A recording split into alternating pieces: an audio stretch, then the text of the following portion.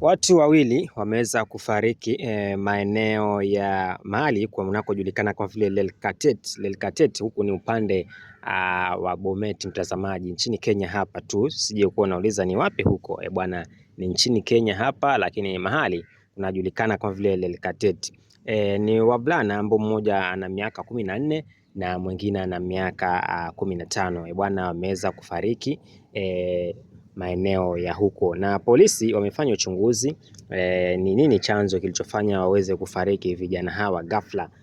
Na polisi wamefanya uchunguzi na wakaja kupata vijana hawa walikula kitu fulani kilichokuwa kimewekwa sumu.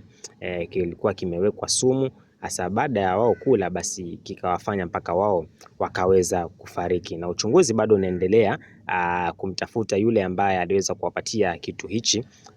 Wapo watampata aweze kujibu mashtaka na sheria iweze kufuata mkondo wake kama vile ambavyo inavyohitajika nchini Kenya hapa. Sasa vijana hawa tayari wameweza kufariki, lakini uchunguzi bado unaendelea. Aliyewapatia kitu hichi bado hajapatikana, bado anatafutwa na bado hajajulikana pale ambapo yupo, lakini uchunguzi bado unaendelea.